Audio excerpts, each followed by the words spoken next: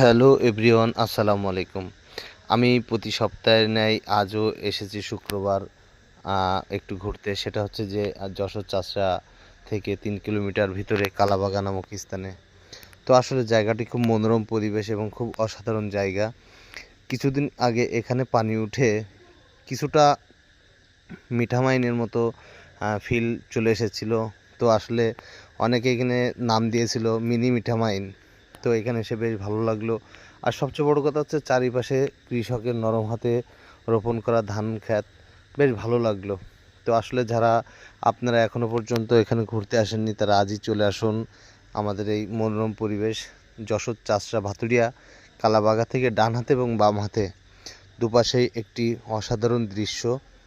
তো এখানে গেলে আসলে মন যতটা খারাপ থাকুক, মনোরম পরিবেশ আর আল্লাহর সৃষ্টি প্রাকৃতিক দৃশ্যের ভিতরে গেলে অবশ্যই ভালো লাগবে। তো আমি প্রতি সপ্তাহে নেয় আজও এসেছিলাম এখানে ঘুরতে ঘুরতে খুব ভালো লাগে। শুক্রবারে আমি একটু ফ্রি টাইম পাস করি। তো তারপরে এক পর্যায়ে ওখান থেকে সামনে এসেছিলাম একটি অনুষ্ঠানে, সেখানে এসে একটু ভাজা পোড়া খেলাম। আসানুর খাইছে, আর আসানুর হাতে যেটা দেখছেন সেটা হচ্ছে স্যান্ডউইচ বা বার্গার। আর এটা তৈরি করছেন আমাদের সেই ভাজা বিক্রেতা বিখ্যাত মারুফ ভাই। মারুফ ভাইয়ের বেগুনি আলুর চপ অসাধারণ লাগে।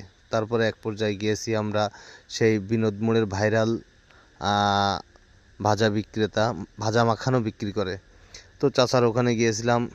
কাকা আজকে বেচা কেনা অনেক বলে কাকিকেও সাথে নিয়ে এসেছে।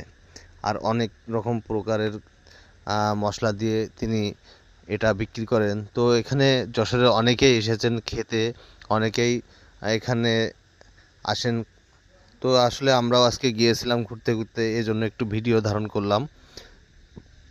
তো যারা এখনো পর্যন্ত এই সকল অপরূপ দৃশ্য থেকে দূরে আছেন তারা আজই চলে আসুন যশোর চাষড়া কালাবাগা। এবং যেটা ভাজা বিক্রি করছে এটি বিনোদ মোড়ে। আসানুর খেয়ে খুব খুশি।